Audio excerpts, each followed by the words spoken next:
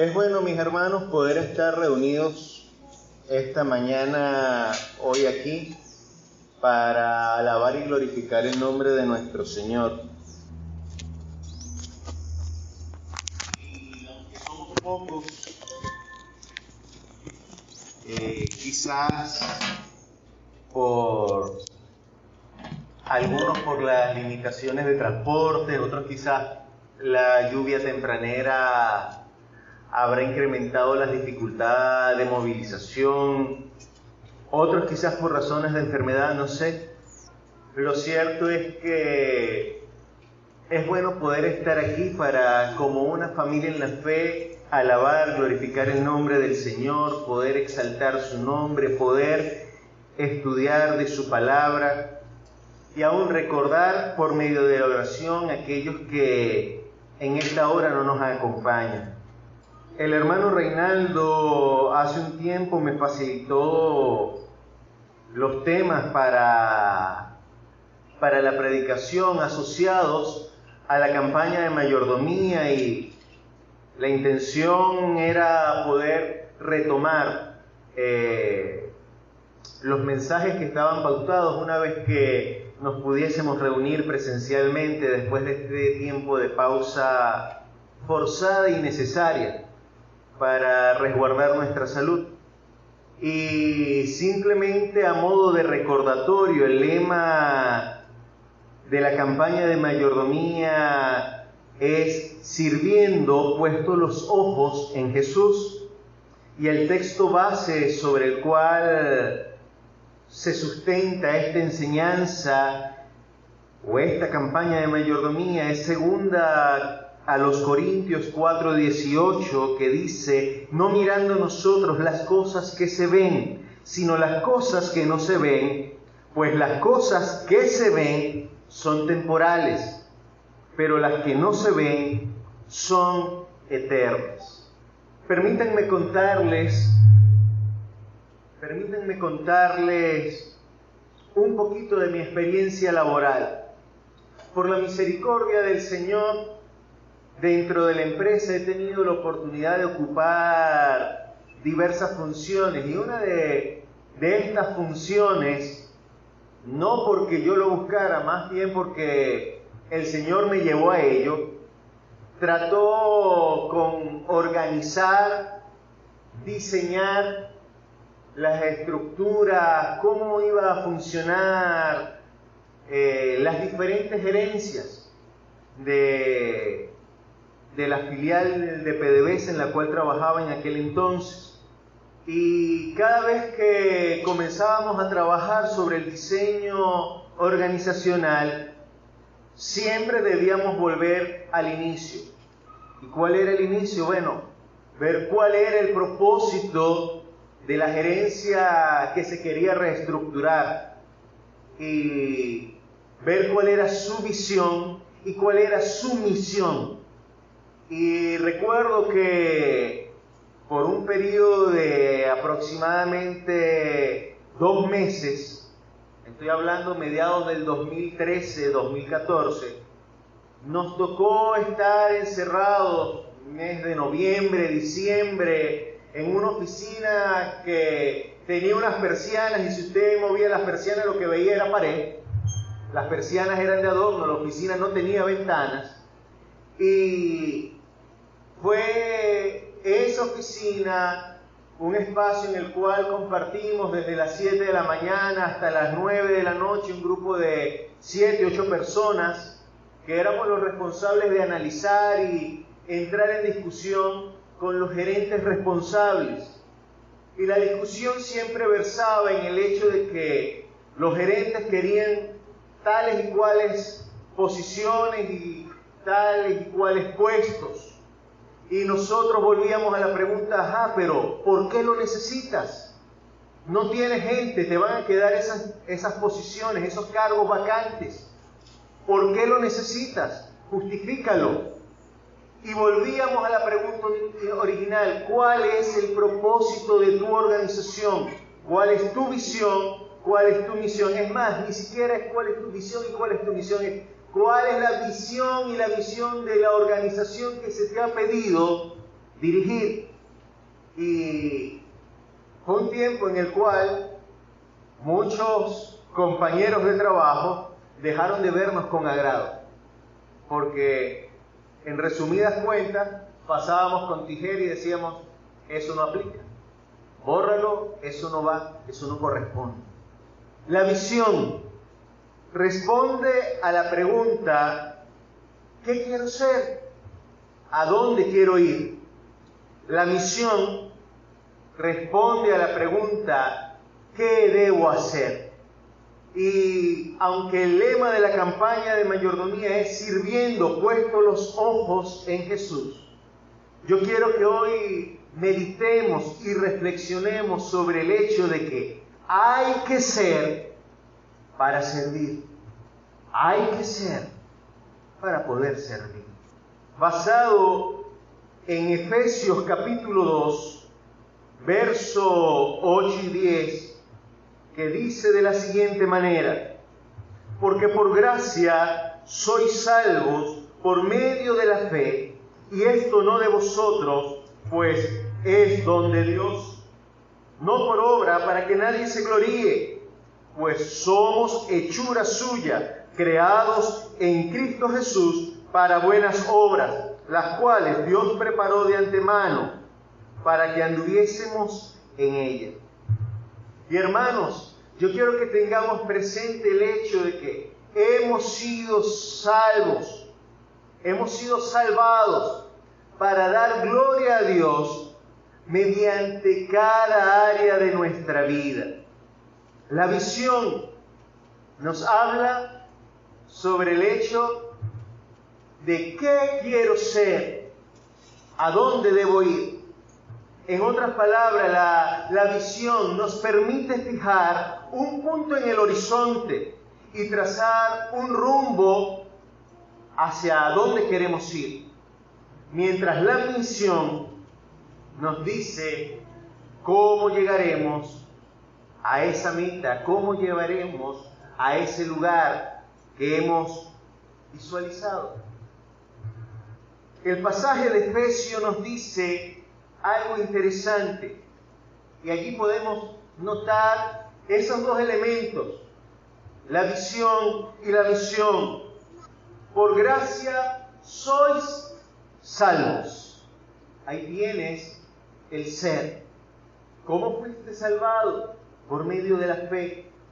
Y esto no de vosotros, pues es don de Dios, no por obra, para que nadie se gloríe. Si nadie se gloría, se está refiriendo el apóstol a que nadie debe recibir gloria, pues toda la gloria le corresponde a Dios. Y entonces, ¿cómo siendo cristianos, cómo siendo salvados, damos gloria a Dios? Y ahí lo tienen. Somos hechura suya, creados en Cristo Jesús, para buenas obras, las cuales Dios mismo preparó de antemano para que anduviésemos en ella. Por lo tanto, la misión es andar en esas buenas obras que Dios preparó de antemano para que nosotros las cumpliéramos, las viviéramos en nuestra propia vida. En tal sentido, nuevamente, Efesios nos recuerda que hemos sido salvados para dar gloria a Dios por lo que somos y hacemos. Y todo lo que somos y todo lo que hacemos lo debemos a Dios, lo debemos a nuestro Señor. Así que en primer lugar preguntémonos, ¿qué somos? ¿Por qué nos llamamos cristianos? La palabra nos enseña que todos aquellos que confesamos a Cristo como Señor y Salvador, nos arrepentimos de nuestros pecados, hemos venido a ser, por gracia, hechos hijos de Dios. El Evangelio de Juan, un pasaje muy conocido en su capítulo 1, verso 11, nos dice de la siguiente manera: a los suyos vino, pero los suyos no le recibieron, mas a todos los que le recibieron, a quienes creen en su nombre, les dio potestad de ser hechos hijos de Dios. Estos no nacieron de sangre, ni por voluntad de carne, ni por voluntad de varón, sino de Dios. El hecho de que hoy nosotros nos podamos llamar cristianos tiene que ver con el hecho de que nosotros en algún momento de nuestra vida hemos recibido a Cristo como Señor. El pueblo de Israel rechazó a Jesucristo, en su gran mayoría rechazó a Jesucristo como Señor y por lo tanto no pueden tenerlo como Salvador. Pero aquellos que le recibieron, Dios les dio la potestad de ser hechos hijos. Por lo tanto, podemos decir que el Señor Jesús es nuestro hermano. Pero ¿sabe? Hay un error de concepto en el cual incurrimos. Observe Romanos capítulo 10, verso 8 en adelante. ¿Pero qué dice? Cerca de ti está la palabra, en tu boca y en tu corazón. Esta es la palabra de fe que predicamos. Si confiesas con tu boca que Jesús es el Señor y crees en tu corazón que Dios lo levantó de entre los muertos, serás salvo. Porque con el corazón se cree para justicia, pero con la boca se confiesa para salvación. ¿Y cuál es el error de concepto en el cual incurrimos muchas veces? Y por lo general es la forma como tratamos de explicárselos a los niños, aunque aún con adultos también lo decimos. Y decimos y afirmamos, tienes que invitar a Cristo a que entre en tu corazón. Pero la palabra me dice que no. Tú tienes que reconocer que Jesucristo es el Señor. Eso es lo que dice Romanos. Si confiesas con tu boca que Jesús es el Señor y crees en tu corazón que Jesús lo levantó de entre los muertos, entonces, ¿qué es lo que ocurre? Serás salvo. La salvación se obtiene por el hecho de un reconocimiento, de reconocer que Jesús es el Señor. Y entonces tiene sentido lo que encontramos en Filipenses. Haya pues en vosotros este sentir que hubo también en Cristo Jesús. Un pasaje conocido, Filipenses 2:5 en adelante. Haya pues en vosotros este sentir que hubo también en Cristo Jesús. Él, siendo en forma de Dios, no estimó el ser igual a Dios como cosa a que aferrarse, sino que se despojó a sí mismo, tomó la forma de siervo y se hizo semejante a los hombres. Más aún, hallándose en la condición de hombre, se humilló a sí mismo, haciéndose obediente hasta la muerte y muerte de cruz. Por eso, Dios también lo exaltó sobre todas las cosas y le dio un nombre que es sobre todo nombre, para que en el nombre de Jesús se doble toda rodilla de los que están en los cielos, en la tierra y debajo de la tierra, y toda lengua confiese que Jesucristo es el Señor, para gloria de Dios Padre. La predicación del Evangelio no tiene otra razón más allá que anunciar al hombre que está perdido, porque su Señor no es Jesucristo, su Señor es Satanás y es esclavo del pecado. Y solamente reconociendo esa condición y decidiendo cambiar de dueño y confesar su pecado, confesar su necesidad y reconocer Jesús es el Señor. Él murió en la cruz, recibió el castigo que yo merecía, pero no solo murió, sino que también resucitó.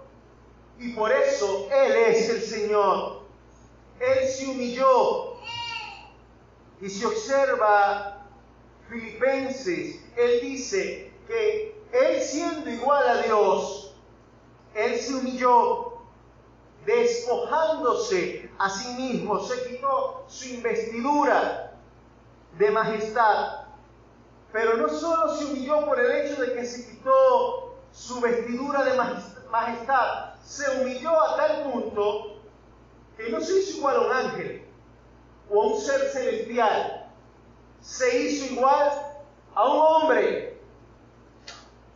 Y estando en la condición de hombre, no sé si nota que hasta ahora se ha humillado 2 veces, se quitó su gloria, se hizo igual a un hombre, pero ahora vea una tercera humillación, se hizo obediente hasta la muerte, y no cualquier muerte, sino la muerte de cruz, que es, o era en ese entonces, la peor de todas las muertes que un ser humano podía experimentar, dándonos ejemplo de cuál debe ser nuestro grado de humillación ante la grandeza de Dios. Y por tal acto, entonces, Dios lo levantó y le ha dado un lugar sobre todo nombre para ser reconocido como Señor. Y entonces tiene sentido lo que hemos visto en Romanos, cuando se nos dice que si confiesas con tu boca que Jesús es el Señor y que Dios le levantó de entre los muertos, entonces serás salvo. Porque con el corazón se cree para justicia, pero con la boca se confiesa para salvación. Somos cristianos porque hemos confesado a Jesucristo como Señor y por eso somos salvados. Romanos 6:22 dice: pero ahora habéis sido libertados del pecado y hechos siervos de Dios. Tenéis por vuestro fruto la santificación y como fin la vida eterna. Al reconocer a Cristo como Señor, hemos sido libertados del pecado y hemos sido hechos siervos. Y si soy siervo, y traduzca la palabra siervo a su original es esclavo. Si soy esclavo, es porque le pertenezco a alguien a quien llamo Señor. Hemos sido hechos esclavos, siervos de Dios, quien nos ha libertado de la condenación del pecado por un acto de fe, para que no tengamos opción alguna a gloriarnos. No hay nada en el acto de la salvación en lo cual nosotros podamos jactarnos, porque todo es producto de un acto de Dios. Aún el convencernos a nosotros de nuestra condición de pecado y de nuestra necesidad de Él. Así que debemos ser para poder hacer. Debemos ser cristianos para poder hacer todo aquello que dé gloria a Dios. Conocemos a muchos que podemos decir que llevan vidas intachables y de los cuales quizás podemos afirmar: oye, solo le falta aceptar a Cristo en su corazón. Es lo único que le falta para que fulanito y sutanito sea perfecto. Mira, ayuda al necesitado, tiene un corazón sensible, es amable, es colaborador. Pero ese hombre, esa mujer, por muy amable que sea, por muy bondadoso que sea, ninguno de sus actos rinde gloria a Dios, porque simplemente no es hijo de Dios. Rinde gloria a su propio nombre, a su propio título, a su propia persona.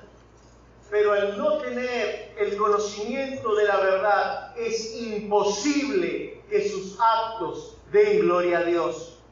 Sus actos, el de ese hombre inconverso, quizás pueden llegar a cachetearnos a nosotros mismos y causarnos humillación, porque siendo hijos de Dios, quizás no llevamos gloria a Dios como debiéramos, pero el hecho de que esa persona haga cosas honorables no implica que le dé gloria a Dios. Y ahí entra un poquito el dilema de Santiago. El apóstol Santiago, cuando decía que la fe sin obras es muerta. Por eso es que Santiago afirma: sed hacedores de la palabra y no tan solo oidores, engañándoos a vosotros mismos. Santiago 1:22 estoy leyendo. Sed hacedores de la palabra y no tan solo oidores, engañándoos a vosotros mismos. Porque lo cierto del caso es que para poder hacer lo que está en la palabra es necesario que tengamos comunión con Dios. Hermanos míos, capítulo 2 de Santiago, verso 14. ¿De qué aprovechará si alguno dice que tiene fe y no tiene obras? ¿Podrá la fe salvarlo?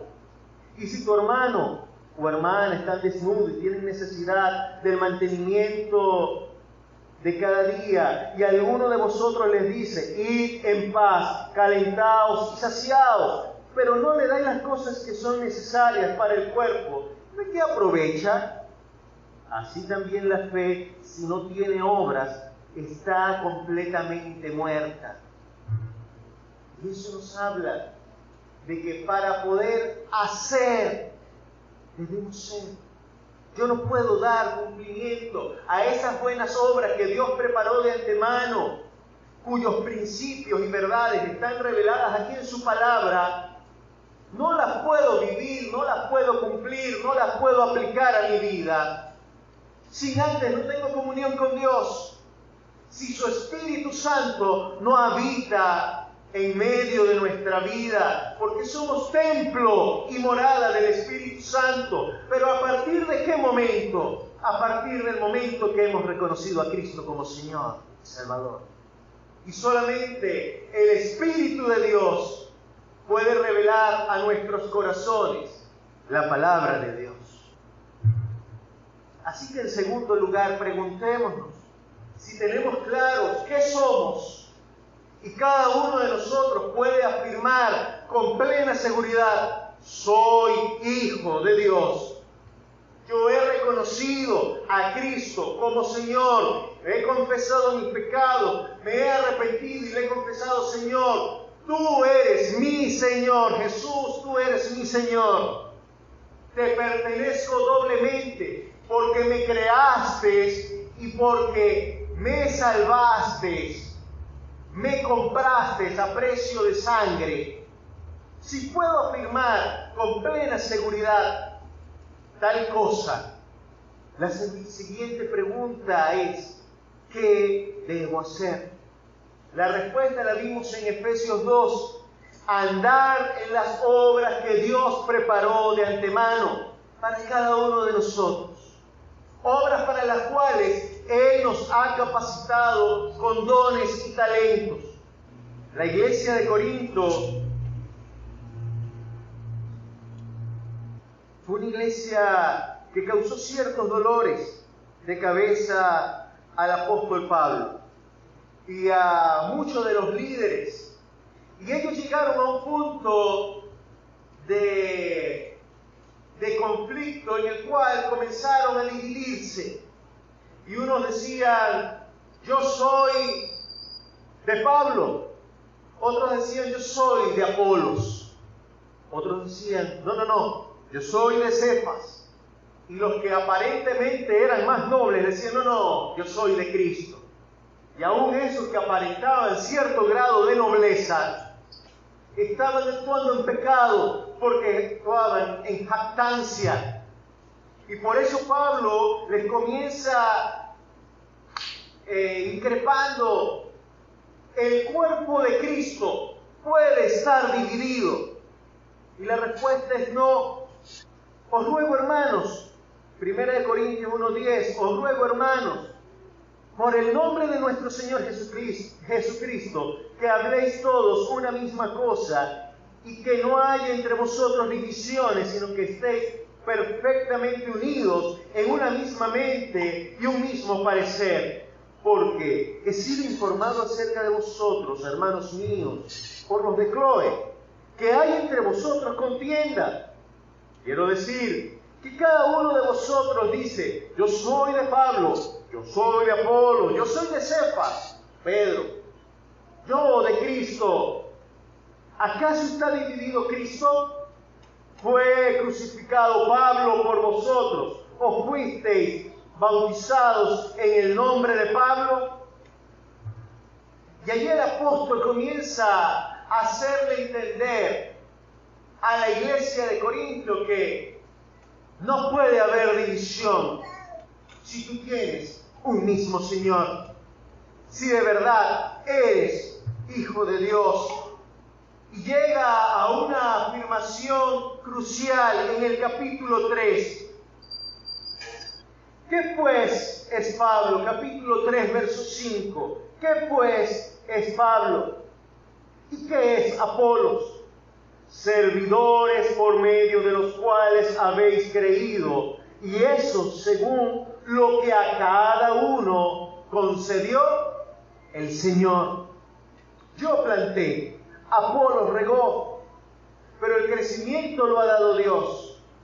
Así que ni el que planta es algo, ni el que riega, sino Dios que da el crecimiento.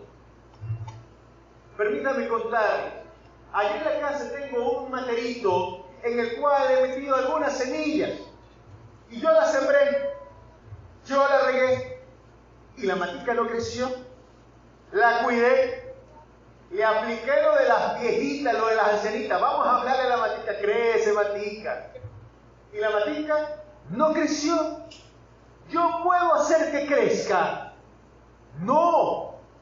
Con premeditación y alevosía sembré una mata de cilantro silvestre y lo sembré en la tierra del jardín para que, como ellas crecen solitas y se riegan y crecen, como le crece a mi mamá, la sembré allí con premeditación y alevosía de que crezca. Y veo, creció la matica, salió la hojita, salió el tallito por donde debe salir la semilla y crecer. Y ya han pasado como 6 meses y solo tengo esa 21 matica que sembré. No se ha multiplicado. Por más que yo haga, yo no puedo forzar el crecimiento de esa mata. Yo no puedo forzar la multiplicación de esa mata. El crecimiento, la multiplicación lo da Dios. Él nos ha capacitado con dones y talentos a cada uno para que andemos en las buenas obras que Él preparó de antemano, para que, haciendo nosotros nuestro trabajo, Dios haga el suyo. Así que, si el propósito de la vida del cristiano es llevar gloria a su Señor, porque hemos sido salvados, hemos sido llamados con propósito. Hechos capítulo 22, un pasaje que en alguna oportunidad, no sé si en escuela dominical, cuando teníamos el tiempo de escuela dominical para adultos, o en alguna predicación, sé que hice mención a esto, pero vuelvo a este pasaje. El apóstol Pablo cuenta de su conversión en Hechos 22:6. Y a partir del verso 12 dice de la siguiente manera: después de que quedó ciego al encontrarse con el Señor en el camino de Damasco, dice: entonces uno llamado Ananías, hombre piadoso según la ley, que tenía buen testimonio de todos los judíos que allí habitaban, vino a mí y acercándose me dijo: hermano Saulo, recibe la vista. Y yo en aquella misma hora recobré la vista y lo miré. Él dijo: el Dios de nuestros padres te ha escogido para que conozcas su voluntad, veas al justo y oigas la voz de su boca. Está hablando de comunión íntima, personal, profunda con Dios. Ser hijo de Dios. Porque serás testigo suyo ante todos los hombres de lo que has visto y oído. Hacer el propósito. Hay un propósito para cada uno de nosotros al ser llamados. Lo tenía Pablo y cada uno de nosotros. Fuiste llamado con un propósito. No calentar una silla. No, ni siquiera rayar una Biblia. El propósito no era ni siquiera memorizar las escrituras o cantar himnos bonitos, canciones de alabanza al Señor bonito, que no está mal, es necesario, es importante. Pero a cada uno Dios nos dio un propósito, y es el llevarle gloria en cada área de nuestra vida, haciendo lo que Él ha preparado de antemano para cada uno de nosotros, dado que ya somos sus hijos. Así que, ¿cómo podemos dar gloria a Dios en medio de nuestra vida? Y hay tres cosas básicas a las cuales podemos apuntar para responder esta pregunta. Y vamos a ir a Efesios capítulo 4. Efesios capítulo 4, verso 22, dice de la siguiente manera: en cuanto a la pasada manera de vivir, despojaos del viejo hombre que está corrompido por los deseos engañosos. Renovaos en el espíritu de vuestra mente y vestíos del nuevo hombre, creado según Dios en la justicia y santidad de la verdad. Lo primero que podemos hacer para llevar gloria a Dios es santificarnos, es apartar nuestra vida de pecado. ¿Sabe? Es muy fácil ver el pecado ajeno y decir: mi esposo es un problema porque hace esto, o porque no hace esto y esto. Mi hijo es un problema porque hace esto, y no hace esto y aquello. Mi padre, mi madre es un problema porque se comporta así. Fulanito, el compañero de trabajo, es tremendo pecador porque vive así, asado. El problema es que nosotros no vivimos con un espejo al frente para vernos de forma continua y examinar nuestra propia vida. Y aunque tenemos el espejo en nuestras manos, la palabra de Dios, que al ponerlo al frente y dedicarle sinceramente el tiempo necesario, va a ser más que suficiente para revelar nuestra propia condición. Es más cómodo poner la palabra de Dios a un lado y comenzar a observar el pecado ajeno, los defectos ajenos. Y viene a mi mente en este momento las palabras que el Señor Jesús decía al pueblo y a los escribas y fariseos: saca la viga que tienes en tu propio ojo para que puedas sacar la pajita que está en el ojo ajeno. No hemos sido llamados como hijos de Dios para que vivamos la vida loca. Nos escudamos en el hecho de decir y afirmar: soy salvo. Y como soy salvo, la salvación no se pierde. Por lo tanto, no importa cuál sea mi estilo de vida, igualito voy a estar en el reino de Dios, voy a estar en el cielo. Y olvidamos lo que dice Mateo 5, que solo los de limpio corazón verán a Dios.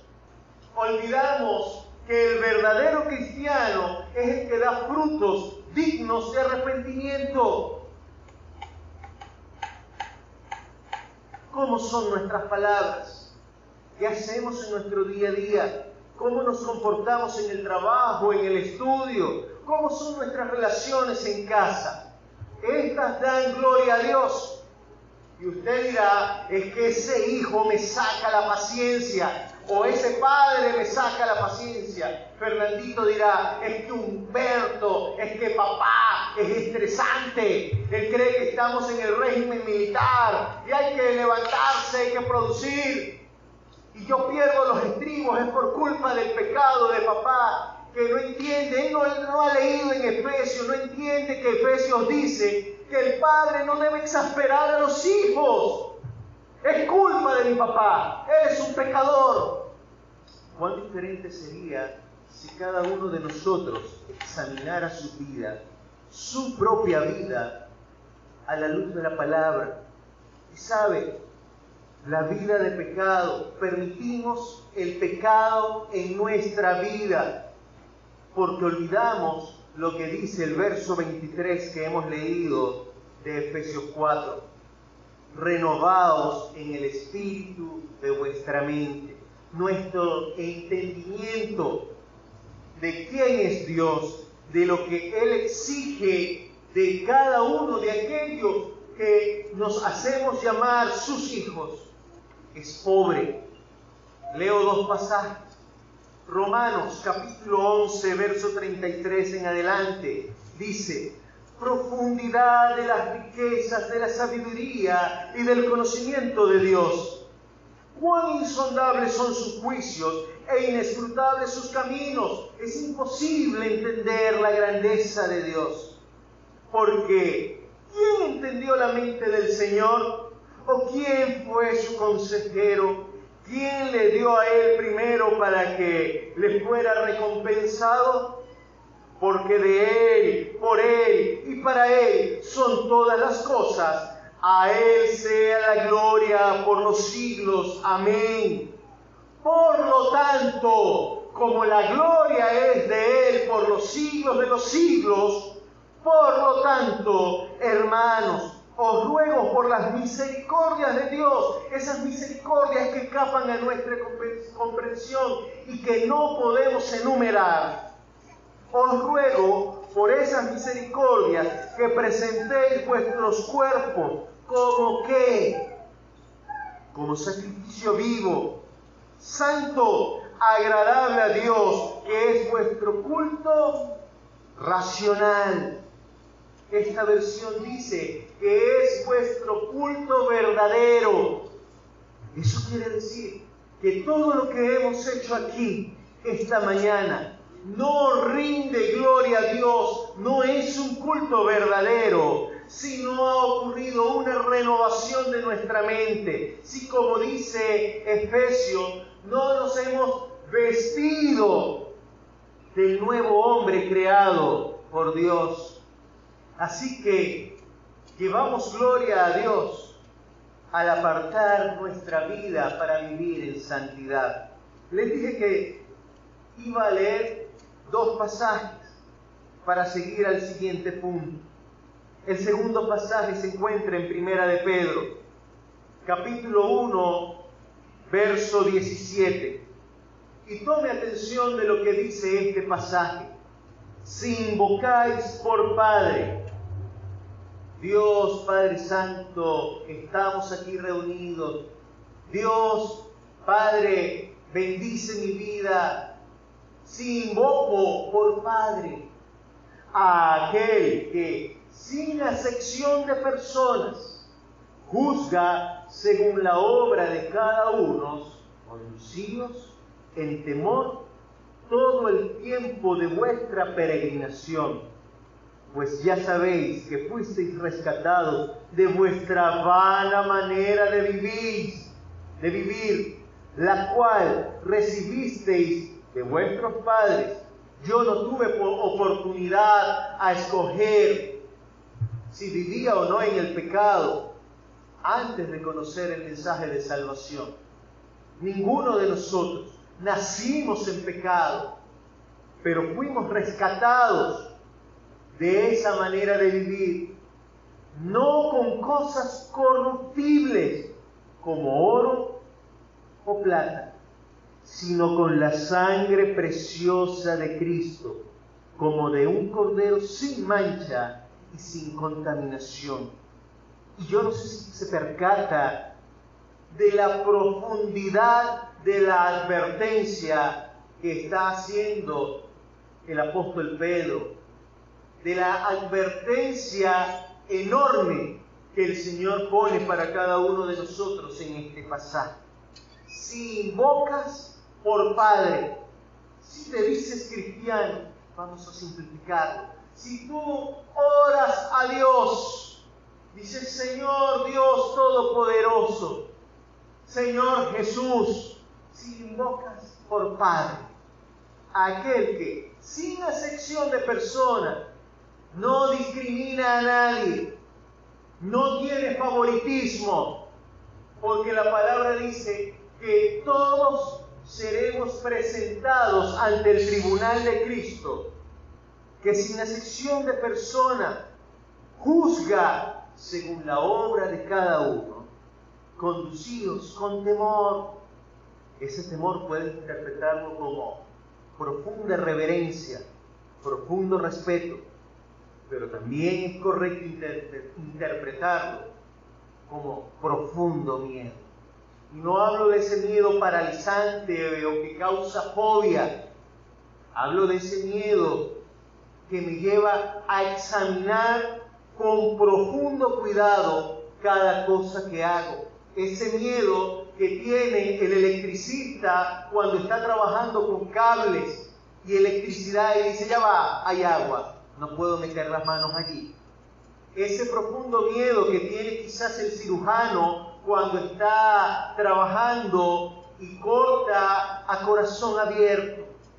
Ese miedo que tiene el mecánico que se mete debajo del carro, pero que no es capaz de meterse sin antes validar que el gato está levantando el carro y está bien puesto y que no se va a caer así como así.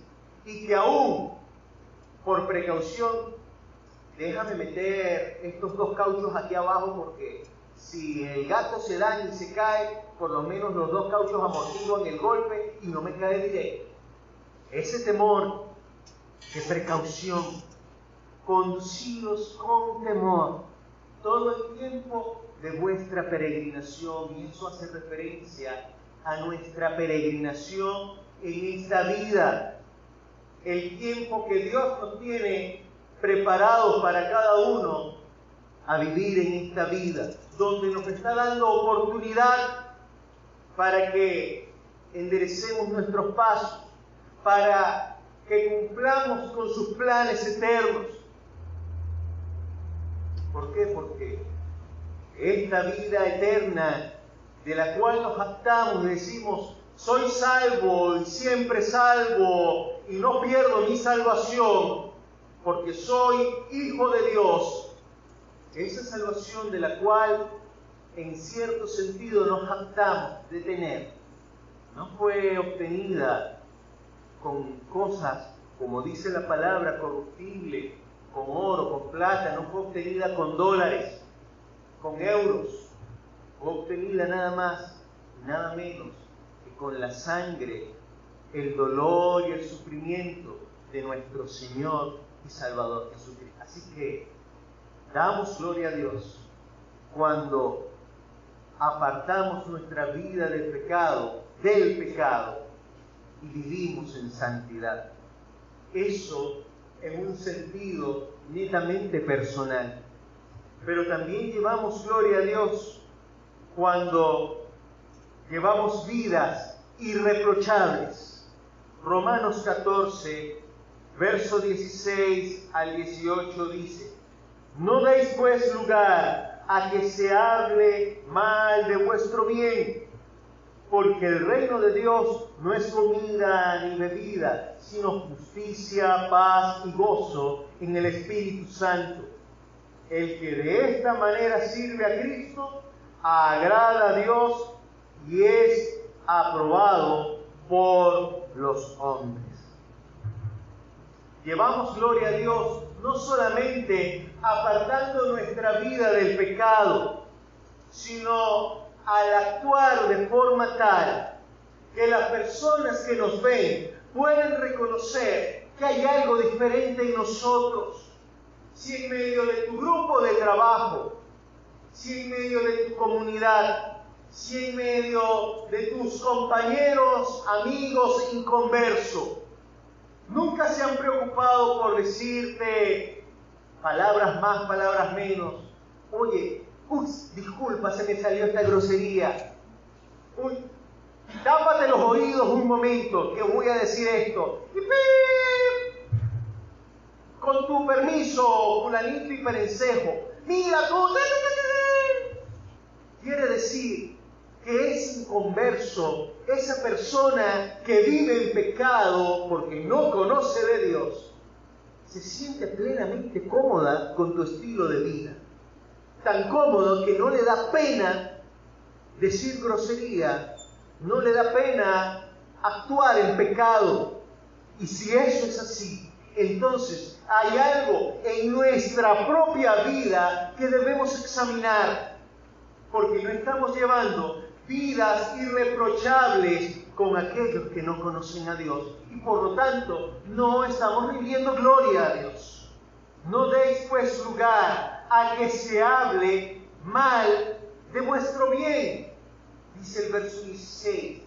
¿Y cuál es nuestro bien? El ser hijo de Dios, el ser cristiano.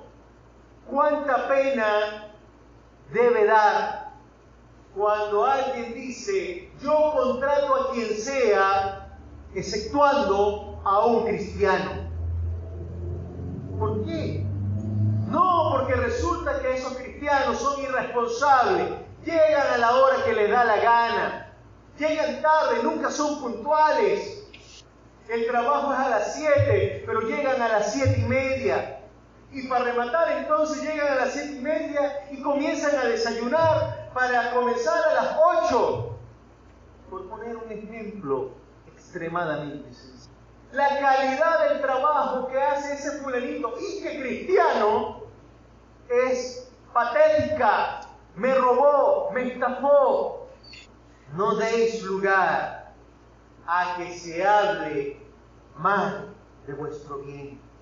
¿Qué debemos hacer para dar gloria a Dios si es que somos cristianos? Apartémonos del pecado en nuestra vida íntima, personal. Como consecuencia, créame que como consecuencia inmediata, entonces nuestro estilo de vida con aquellos que no conocen de Dios, con aquel inconverso, será irreprochable. Pero para eso tenemos que dar prioridad a lo que merece prioridad. Y lo digo como un jalón de oreja para mi propia vida. Porque muchas veces, en vez de pararme media hora antes, una hora antes para orar y agarrar la Biblia, antes de hacer cualquier otra cosa, muchas veces lo que hago es poner el despertador a la hora que corresponde para ya parar mi carrera, o simplemente le pongo pausa y que suene 5 minutos más, y no hay una intencionalidad, no hay un compromiso firme, fiel, para entonces santificar nuestra propia vida. Y estando santificados, permitir que el Espíritu Santo de Dios obre en nuestras propias vidas para que su gracia se refleje en nosotros y le llevemos gloria. Esa es la única forma de llevar vidas irreprochables. No es por nuestras propias fuerzas, no es porque seamos competentes en nosotros mismos. Pablo lo decía en una de sus cartas: no me considero competente. No es que yo me crea mejor que los otros apóstoles. Yo he trabajado más que ellos, pero no es por mi fuerza, sino el poder de Cristo en mí. No hay nada en nosotros por lo cual podamos jactarnos. Solo tiene que haber un sentido profundo de necesidad, de dependencia, de reconocimiento de nuestra condición ante Dios. Santiago me preguntaba en estos días: Santiago, mi hijo tiene 8 años, ya se me había olvidado. Y él cuando entra a la onda de preguntón, es preguntón. Y a veces saca preguntas de donde uno menos espera. Y una de esas preguntas fue, si Dios sabe todas las cosas, ¿para qué tengo que orar? Muchas veces nuestras oraciones es un tiempo para simplemente decirle, Dios, quiero esto, quiero esto, quiero esto, quiero esto, necesito esto. Señor, estoy atravesando por este problema. Como si Dios no lo supiera. Señor, tengo que pagar no sé cuántos miles de dólares. Como si el Señor no lo supiera. El Señor lo sabe, Él lo sabe todo. Y no estoy diciendo, mis hermanos, que esté mal el que acudamos a Dios y le digamos, Dios, tengo este problema. No está mal. No está mal que le digamos, Dios, me siento agobiado por este problema. El punto es, lo grave es cuando nuestros tiempos de oración es solamente para decirle, Dios, quiero esto, necesito esto, tengo este problema. Dios ya lo sabe. Él lo que quiere, que presentemos delante de Él y confesemos nuestra necesidad de Él. Abramos nuestro corazón de forma genuina y confesemos nuestro pecado. Le alabemos, le exaltemos. Y no porque Él necesite que le alabemos y le exaltemos. No, Dios no lo necesita. Quien necesita alabarle y exaltarle somos nosotros. Esa es la verdad del asunto. Hay un poder enorme en la oración, pero la oración que tiene genuino poder es aquella oración en la cual abrimos nuestro corazón y de forma sincera confesamos nuestra vida ante Dios. Y Dios, soy un cascarrabia y tengo esto, y soy así. Pero yo reconozco, Dios, que tú eres todopoderoso, que tú eres exaltado en todo, que tu creación habla tanto de ti que yo ni siquiera tengo capacidad de reconocerlo, Señor. Perdóname. Cuando somos capaces de elevar oraciones de ese estilo, del estilo de los salmos, examinen los salmos, aunque ciertamente son cantos, son profundas expresiones de oración.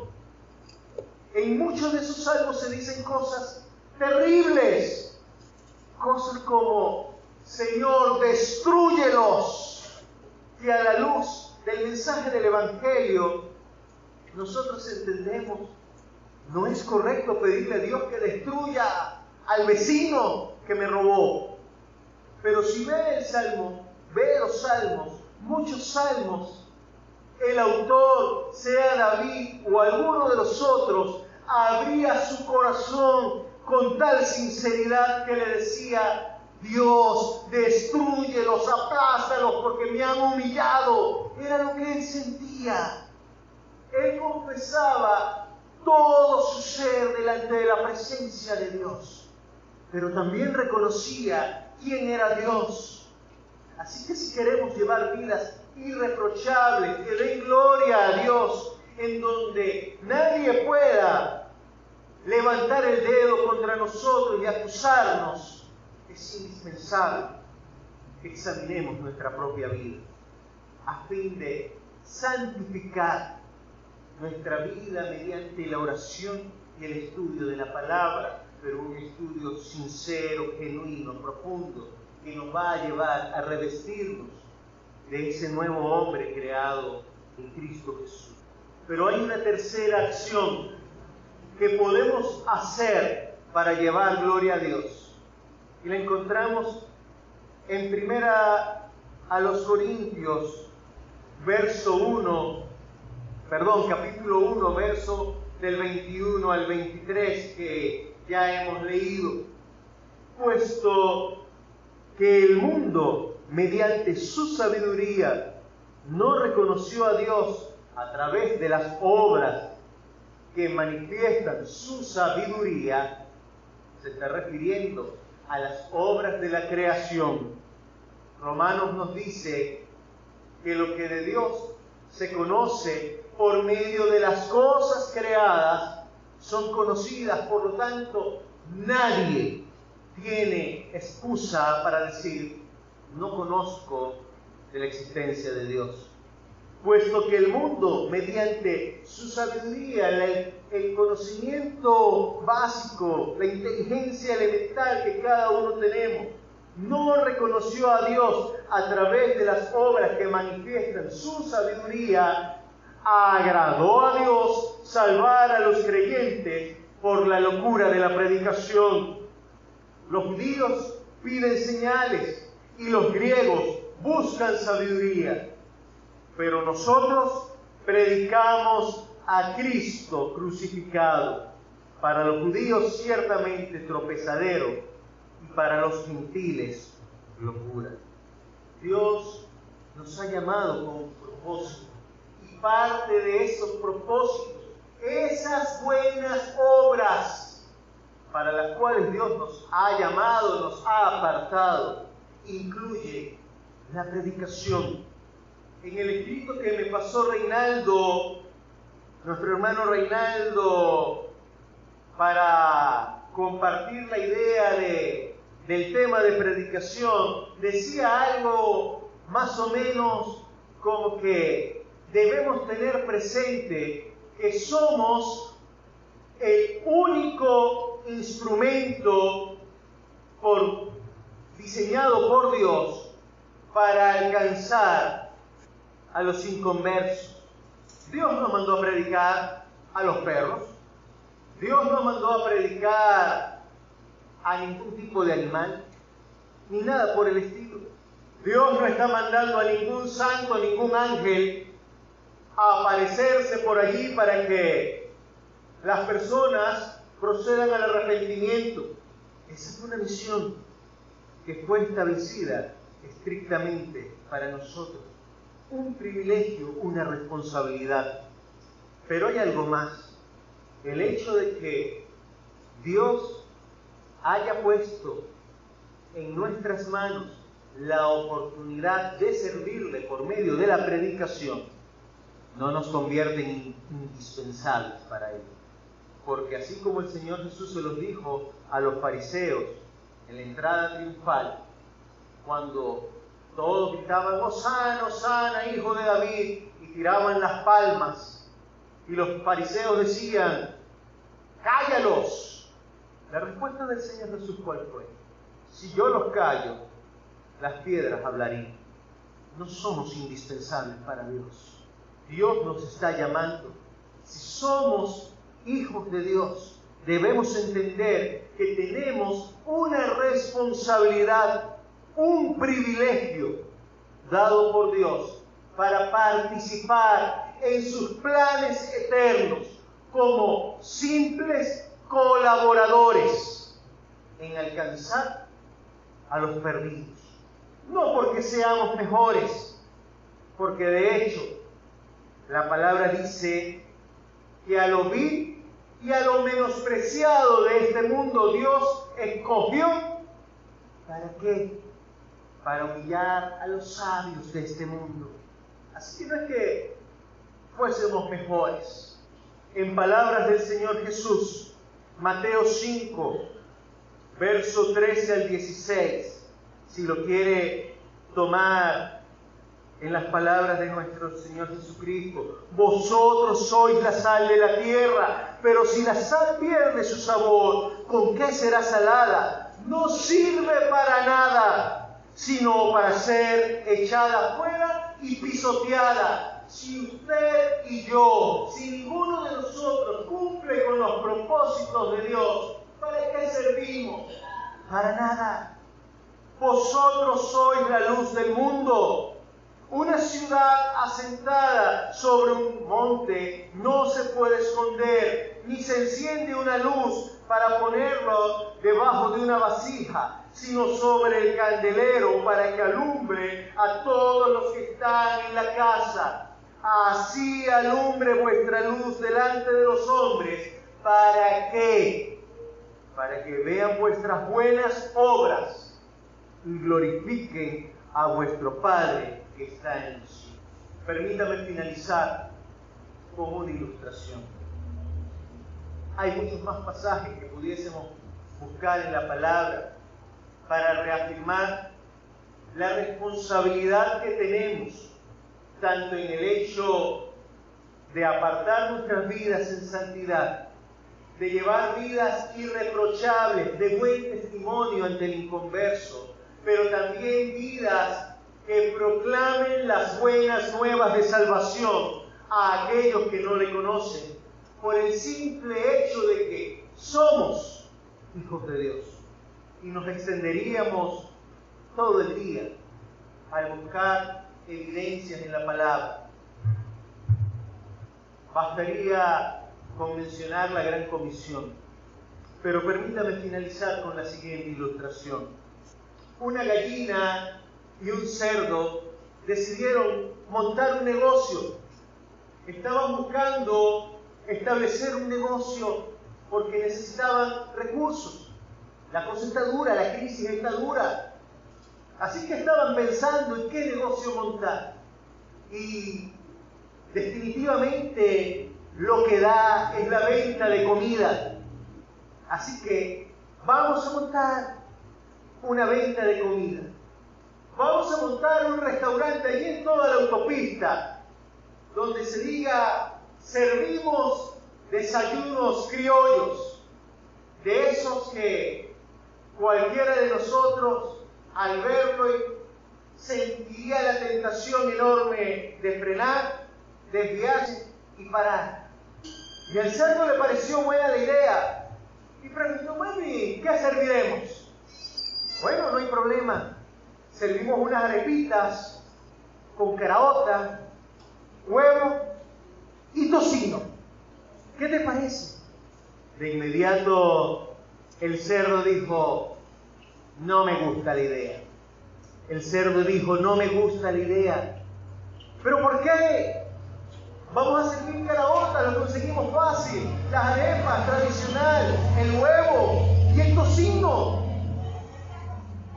Bueno, es sencillo, porque en ese negocio tú solamente estarías participando y yo sería el que estaría comprometido. La gallina fácilmente podría poner los huevos, pero el cerdo, el cochino, tendría que sacrificar su vida para poner el tocino. La pregunta es, en los planes de nuestro Señor y Salvador, ¿estamos simplemente participando, haciendo lo mismo, o genuinamente estamos comprometidos? Dios nos ha llamado a una vida de comunión, de entrega a Él. Y eso implica un compromiso con su plan redentor. Ese plan pasa por la locura de la predicación. Dios pudo haber escogido cualquier otra forma más sublime y majestuosa a nuestra mente para que el hombre inconverso llegue a los pies de Cristo. Pero tomando la expresión de la palabra, Él decidió utilizar la locura de la predicación. Una predicación que va a resultar de evaluar quiénes somos. ¿Soy de verdad hijo de Dios? Mi visión, ¿cuál es? Ser hijo de Dios. Un hijo de Dios que le honre y le glorifique en cada área de su vida. ¿Cuál es nuestra visión como iglesia? Dar gloria a Dios en cada área de nuestra vida, en cada acto o servicio. Así que, ¿cuál sería nuestra misión? Hacerlo. ¿Cómo? Llevando vidas de santidad, honrando y glorificando a Dios con nuestra vida íntima personal, donde se refleje nuestra entrega, nuestro amor al Señor, nuestra confesión de pecado a diario, nuestro reconocimiento de necesidad de Él, llevando vidas irreprochables ante aquellos que no le conocen, pero también siendo genuinos colaboradores de Dios al participar de forma integral, comprometida, no con lo más cómodo, sino entregando lo más valioso de nosotros en la locura de la predicación.